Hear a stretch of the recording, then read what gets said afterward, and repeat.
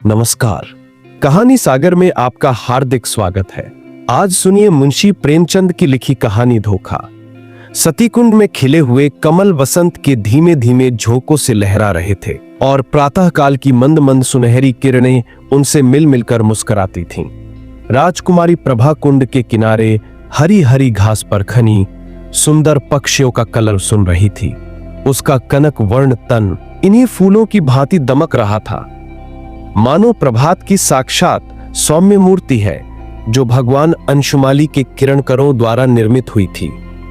प्रभा ने मौलसरी के वृक्ष पर बैठी हुई एक श्यामा की ओर देखकर कहा, मेरा जी चाहता है कि मैं भी एक चिसिया होती। उसकी सहेली उमा ने मुस्कुराकर पूछा, क्यों? प्रभा ने कुंड की ओर ताकते हुए उत्तर दिया, वृक्ष की हरी भरी डालियों पर बैठी हुई चहचहाती मेरे कलर से सारा बाग गूंज उठता। उमा ने छेड़ कर कहा, नौग की रानी ऐसी कितनी ही पक्षियों का गाना जब चाहे सुन सकती है। प्रभा ने संकुचित होकर कहा, मुझे नौगा की रानी बनने की अभिलाषा नहीं है। मेरे लिए किसी नदी का सुनसान किनारा चाहिए, एक वीणा और ऐसे ही सुंदर सुहावने पक्षियों के संगीत की मधुर ध्वनि। मेरे लिए सारे संसार का ऐश्वर्य भरा हुआ है। प्रभा का संगीत पर अपरिमित प्रेम था। वह बहुधा ऐसे ही सुख स्वप्न देखा करती थी। उमा उत्तर देना ही चाहती थी कि इतने में बाहर से किसी के गाने की आवाज आई, कर गए थोने दिन की प्रीति।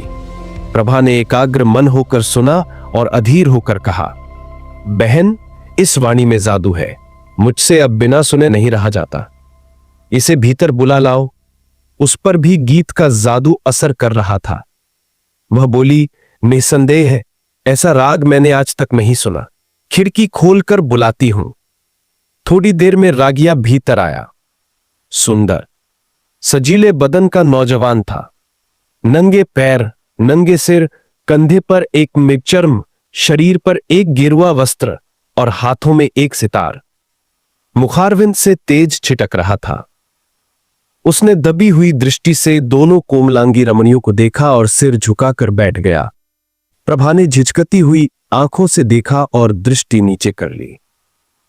उमा ने कहा, योगी जी, हमारे बड़े भाग्य थे कि आपके दर्शन हुए। हमको भी कोई पद सुनाकर कृतार्थ कीजिए। योगी ने सिर झुकाकर उत्तर दिया, हम योगी लोग नारायण का भजन करते हैं। ऐसे ऐसे दरबारों में हम भला क्या गा सकते हैं, पर आपकी इच्छा है तो सुनिए, कर गए थोड़े दिन की प्रीति। कहां वह प्रीति, कहां यह बिछरण, कहां मधुबन की रीति। कर गए थोड़े दिन की प्रीति। योगी का रसीला करुण स्वर, सितार का सुमधुर निनाद, उस पर गीत का माधुर्य प्रभा को बेसुध किए देता था। इसका रसज्ज स्वभाव और उसका मधुर रसीला गान अपूर्व संयोग था। जिस भांति सितार की ध्वनि गगनमंडल में प्रतिध्वनित हो रही थी, उसी भांति प्रभा के हृदय में लहरों की हिलोरें उठ रही थीं। वे भावनाएं जो अब तक शांत थीं, जाग पड़ी। हृदय सुख स्वप्न देखने लगा। सतीकुंड के कमल तिलिस्म की परियां बन बनकर मंडराते हुए भौनों से कर जोड़ सजल नयन हो कहते थे, कर गए थोड़े दिन की प्रीति। सुर्ख और हरी पत्तियों से लदी हुई डालियां सिर झुकाए चहकते हुए पक्षियों से रो रो कर कहती थीं, कर गए थोड़े दिन की प्रीति।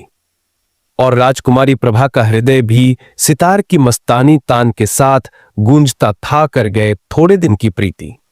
प्रभा बघौली के राव देवीचंद की एकलौती कन्या थी। राव पुराने विचारों के रईस थे। कृष्ण की उपासना में लवलीन रहते थे, इसलिए इनके दरबार में दूर दूर के कलावंत और गवैये आया करते और इनाम इकराम पाते थे। राव साहब को गाने से प्रेम था। वे स्वयं भी इस विद्या में निपुण थे। यद्यपि अब वृद्धावस्था के कारण यह शक्ति निशेष हो चली थी, पर फिर भी विद्या के गूढ़ तत्वों के पूर्ण जानकार थे। प्रभा बाल्यकाल से ही इनकी सोहबतों में बैठने लगी। कुछ तो पूर्व जन्म का संस्कार और कुछ रात दिन गाने की ही चर्चाओं ने उसे भी इस फन में अनुरक्त कर दिया था। इस समय उसके सौंदर्य की खूब चर्चा थी। राव साहब ने नौगा के नवयुवक और सुशील राजा हरिश्चंद्र से उसकी शादी तजवीज की थी। उभय पक्ष में तैयारियां हो रही थीं। राजा हरिश्चंद्र मेयो कॉलेज अजमेर के विद्यार्थी और नई रोशनी के भक्त थे। उनकी आकांक्षा थी कि उन्हें एक बार राजकुमारी प्रभा से साक्षात्कार होने और प्रेमालाप करने का अवसर दिया जाए, किंतु राव साहब इस प्रथा को दूषित समझते थे। प्रभा राजा हरिश्चंद्र के नवीन विचारों की चर्चा सुनकर इस संबंध से बहुत संतुष्ट न थी, पर जब से उसने इस प्रेममय युवा योगी का गाना सुना था, तब से तो वह उसी के ध्यान में डूबी रहती। उमा उसकी सहेली थी। इन दोनों के बीच कोई पर्दा न था, परंतु इस भेद को प्रभा ने उससे भी गुप्त रखा। उमा उसके स्वभाव से परिचित थी, ताड़ गई, परंतु उसने उपदेश करके इस अग्नि को भड़काना उचित न समझा। उसने सोचा कि थोड़े दिनों में यह अग्नि आप से आप शांत हो जाएगी। ऐसी लालसाओं का अंत प्रायः इसी तरह हो जाया करता है, किंतु उसका अनुमान गलत सिद्ध हुआ। योगी की वह मोहिनी मूर्ति कभी प्रभा की आंखों से न उतरती। उसका मधुर राग प्रतिक्षण उसके कानों में गूंजा करता। उसी कुंड के किनारे वह सिर झुकाए सारे दिन बैठी रहती। कल्पना में वही मधुर हृदयग्राही राग सुनती और वही योगी की मनोहारिणी मूर्ति देखती। कभी कभी उसे ऐसा भास होता कि बाहर से यह आवाज आ रही है। वह चौंक पड़ती और तृष्णा से प्रेरित होकर वाटिका की चहारदीवारी तक जाती और वहां से निराश होकर लौट आती। फिर आप ही विचार करती, यह मेरी क्या दशा है, मुझे यह क्या हो गया है। मैं हिंदू कन्या हूं, माता पिता जिसे सौंप दें उसकी दासी बनकर रहना धर्म है। मुझे तन मन से उसकी सेवा करनी चाहिए। किसी अन्य पुरुष का ध्यान तक मन में लाना मेरे लिए पाप है। आह, यह कलुषित हृदय लेकर मैं किस मुंह से पति के पास जाऊंगी। इन कानों से क्यों कर प्रणय की बातें सुन सकूंगी, जो मेरे लिए व्यंग्य से भी अधिक कर्णकटु होंगी। इन पापी नेत्रों से वह प्यारी प्यारी चितवन कैसे देख सकूंगी, जो मेरे लिए वज्र से भी हृदय भेदी होगी। इस गले में वे मृदुल प्रेम बाहु पड़ेंगे, जो लौह दंड से भी अधिक भारी और कठोर होंगे। प्यारे, तुम मेरे हृदय मंदिर से निकल जाओ। यह स्थान तुम्हारे योग्य नहीं। मेरा वश होता तो तुम्हें हृदय की सेज पर सुलाती, परंतु मैं धर्म की रस्सियों में बंधी हूं। इस तरह इस संवाद में भावनाओं और संघर्ष को बेहतर तरीके से व्यक्त किया गया है। इस तरह 1 महीना बीत गया। ब्याह के दिन निकट आते जाते थे और प्रभा का कमल सा मुख कुम्हलाया जाता था। कभी कभी विरह वेदना एवं विचार विप्लव से व्याकुल होकर उसका चित्त चाहता कि सती कुंड की गोद में शांति लूं, किंतु राव साहब इस शोक में जान ही दे देंगे, यह विचार कर वह रुक जाती। वह सोचती, मैं उनकी जीवन सर्वस्व हूं। मुझ अभागिनी को उन्होंने किस लाड़ प्यार से पाला है। मैं ही उनके जीवन का आधार और अंतकाल की आशा हूं। नहीं, यो प्राण देकर उनकी आशाओं की हत्या न करूंगी। मेरे हृदय पर चाहे जो बीते उन्हें न कुआऊंगी। प्रभा का एक योगी गवैये के पीछे उन्मत्त हो जाना कुछ शोभा नहीं देता। योगी का गान तानसेन के गानों से भी अधिक मनोहर क्यों ना हो, पर एक राजकुमारी का उसके हाथों बिक जाना हृदय की दुर्बलता प्रकट करता है। राव साहब के दरबार में विद्या, शौर्य और वीरता से प्राण हवन करने की चर्चा न थी। यहां तो रात दिन राग रंग की धूम रहती थी। यहां इसी शास्त्र के आचार्य प्रतिष्ठा के मसनद पर विराजित थे और उन्हीं पर प्रशंसा के बहुमूल्य रत्न लौटाए जाते थे। प्रभा ने प्रारंभ ही से इसी जलवायु का सेवन किया था और उस पर इनका गावा रंग चढ़ गया था। ऐसी अवस्था में उसकी गान लिप्सा ने यदि भीषण रूप धारण कर लिया तो आश्चर्य ही क्या है। इस पंक्तियों के साथ भावनाओं और संघर्ष को अधिक गहराई से व्यक्त किया गया है। शादी बनी धूमधाम से हुई। राव साहब ने प्रभा को गले लगाकर विदा किया। प्रभा बहुत रोई।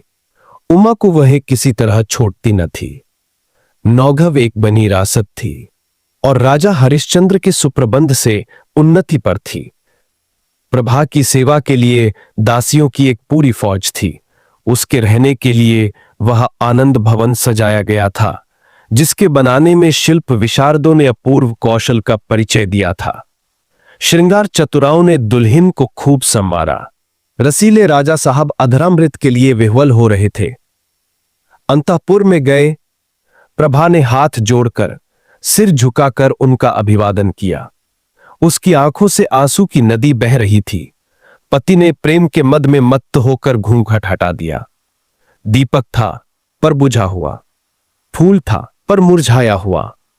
दूसरे दिन से राजा साहब की यह दशा हुई कि भौने की तरह प्रतिक्षण इस फूल पर मंडराया करते। न राजपाट की चिंता थी, न सैर और शिकार की परवाह। प्रभा की वाणी रसीला राग थी, उसकी चितवन सुख का सागर और उसका मुखचंद्र आमोद का सुहावना कुंज। बस प्रेम मद में राजा साहब बिल्कुल मतवाले हो गए थे। उन्हें क्या मालूम था कि दूध में मक्खी है। यह असंभव था कि राजा साहब के हृदयहारी और सरस व्यवहार का, जिसमें सच्चा अनुराग भरा हुआ था, प्रभा पर कोई प्रभाव न पड़ता। प्रेम का प्रकाश अंधेरे हृदय को भी चमका देता है। प्रभा मन में बहुत लज्जित होती। वह अपने को इस निर्मल और विशुद्ध प्रेम के योग्य न पाती थी।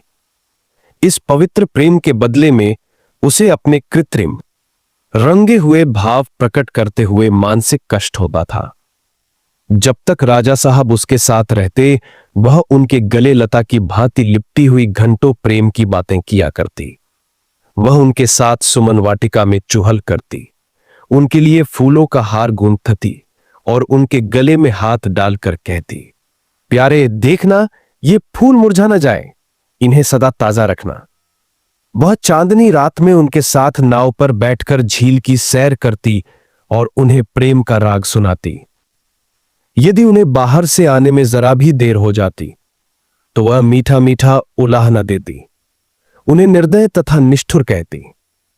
उनके सामने वह स्वयं हंसती, उनकी आंखें हंसती और आंखों का काजल हंसता था। किंतु आह, जब वह अकेली होती, उसका चंचल चित्त उड़कर उसी कुंड के तट पर जा पहुंचता। कुंड का वह नीला नीला पानी, उस पर तैरते हुए कमल और मौलसरी की वृक्ष पंक्तियों का सुंदर दृश्य आंखों के सामने आ जाता। उमा मुस्कुराती और नजाकत से लचकती हुई आ पहुंचती। तब रसीले योगी की मोहनी छवि आंखों में आ बैठती और सितार के सुलसित सुर गूंजने लगते। कर गए थोड़े दिन की प्रीति। तब वह एक दीर्घ निश्वास लेकर उठ बैठती और बाहर निकलकर पिंजरे में चहकते हुए पक्षियों के कलर में शांति प्राप्त करती। इस भांति यह स्वप्न तिरोहित हो जाता। इस तरह कई महीने बीत गए। एक दिन राजा हरिश्चंद्र प्रभा को अपनी चित्रशाला में ले गए। उसके प्रथम भाग में ऐतिहासिक चित्र थे। सामने ही शूरवीर महाराणा प्रताप सिंह का चित्र नजर आया। मुखारविंद से वीरता की ज्योति स्फुटित हो रही थी। तनिक और आगे बककर दाहिनी ओर स्वामी भक्त जगमल, वीरवर सांगा और दिलेर दुर्गादास विराजमान थे। बाईं ओर उदार भीम सिंह बैठे हुए थे। राणा प्रताप के सम्मुख महाराष्ट्र केसरी वीर शिवाजी का चित्र था। दूसरे भाग में कर्मयोगी कृष्ण और मर्यादा पुरुषोत्तम राम विराजते थे। चतुर चित्रकारों ने चित्र अपूर्व कौशल दिखलाया था। प्रभा ने प्रताप के पाद पद्मों को चूमा और वह कृष्ण के सामने देर तक नेत्रों में प्रेम और श्रद्धा के आंसू भरे मस्तक झुकाए खनी रही। उसके हृदय पर इस समय कलुषित प्रेम का भय खटक रहा था। उसे मालूम होता था कि यह उन महापुरुषों के चित्र नहीं, उनकी पवित्र आत्माएं हैं। उन्हीं के चरित्र से भारतवर्ष का इतिहास गौरवान्वित है। वे भारत के बहुमूल्य जातीय रत्न, उच्च कोटि के जातीय स्मारक और गगनभेदी जातीय तुमुल ध्वनि है। ऐसी उच्च आत्माओं के सामने खड़े होते उसे संकोच होता था। आगे बबी दूसरा भाग सामने आया। यहां ज्ञान में बुद्ध योग साधन में बैठे हुए देख पड़े। उनकी दाहिनी ओर शास्त्राज्ञ शंकर थे और दार्शनिक दयानंद। एक ओर शांति पथगामी कबीर और भक्त रामदास यथायोग्य खड़े थे। एक दीवार पर गुरु गोविंद अपने देश और जाति पर बलि चबनने वाले दोनों बच्चों के साथ विराजमान थे। दूसरी दीवार पर वेदांत की ज्योति फैलाने वाले स्वामी रामतीर्थ और विवेकानंद विराजमान थे। चित्रकारों की योग्यता एक एक अवयव से टपकती थी। प्रभा ने इनके चरणों पर मस्तक टेका। वह उनके सामने सिर न उठा सकी। उसे अनुभव होता था कि उनकी दिव्य आंखें उसके दूषित हृदय में चुभी जाती हैं। इसके बाद तीसरा भाग आया। यह प्रतिभाशाली कवियों की सभा थी। सर्वोच्च स्थान पर आदिकवि वाल्मीकि और महर्षि वेदव्यास सुशोभित थे। दाहिनी ओर श्रृंगारस के अद्वितीय कवि कालिदास थे। बाईं तरफ गंभीर भावों से पूर्ण भवभूति। निकट ही भर्तृहरि अपने संतोषाश्रम में बैठे हुए थे। दक्षिण की दीवार पर राष्ट्रभाषा हिंदी के कवियों का सम्मेलन था। सुहृदय कवि सूर, तेजस्वी तुलसी, सुकवि केशव और रसिक बिहारी यथाक्रम विराजमान थे। सूरदास से प्रभा का अगाध प्रेम था। वह समीप जाकर उनके चरणों पर मस्तक रखना ही चाहती थी कि अकस्मात उन्हीं चरणों के सम्मुख सर झुकाए उसे एक छोटा सा चित्र दिख पना। प्रभा उसे देखकर चौंक गई। यह वही चित्र था जो उसके हृदय पट पर खिंचा हुआ था। वह खुलकर उसकी तरफ ताक न सकी। दबी हुई आंखों से देखने लगी। राजा हरिश्चंद्र ने मुस्कुराकर पूछा, इस व्यक्ति को तुमने कहीं देखा है? इस प्रश्न से प्रभा का हृदय कांप उठा। जिस तरह मृगशावक व्याध के सामने व्याकुल होकर इधर उधर देखता है, उसी तरह प्रभा अपनी बनी पनी आंखों से दीवार की ओर ताकने लगी। सोचने लगी, क्या उत्तर दूं? इसको कहीं देखा है? उन्होंने यह प्रश्न मुझसे क्यों किया? कहीं तांज तो नहीं गए? हे नारायण, मेरी पत तुम्हारे हाथ है, क्यों कर इनकार करूं? मुंह पीला हो गया। सिर झुकाकर क्षीण स्वर से बोली, हां, ध्यान आता है कि कहीं देखा है। हरिश्चंद्र ने पूछा, कहां देखा है? प्रभा के सिर में चक्कर सा आने लगा। बोली, शायद एक बार यह गाता हुआ मेरी वाटिका के सामने जा रहा था। उमा ने बुलाकर इसका गाना सुना था। हरिश्चंद्र ने पूछा, कैसा गाना था? प्रभा के होश ऊने हुए थे। सोचती थी, राजा के इन सवालों में जरूर कोई बात है। देखो, लाज रहती है या नहीं। बोली, उसका गाना ऐसा बुरा न था। हरिश्चंद्र ने मुस्कुराकर कहा, क्या गाता था? प्रभा ने सोचा, इस प्रश्न का उत्तर दे दूं तो बाकी क्या रहता है। उसे विश्वास हो गया कि आज कुशल नहीं है। वह छत की ओर निरखती हुई बोली, सूरदास का कोई पद था। हरिश्चंद्र ने कहा, यह तो नहीं कर गए थोड़े दिन की प्रीति? प्रभा की आंखों के सामने अंधेरा छा गया। सिर घूमने लगा। वह खड़ी न रह सकी, बैठ गई और हताश होकर बोली, हां, यही पद था। फिर उसने कलेजा मजबूत करके पूछा, आपको कैसे मालूम हुआ? हरिश्चंद्र बोले, वह योगी मेरे यहां अक्सर आया जाया करता है। मुझे भी उसका गाना पसंद है।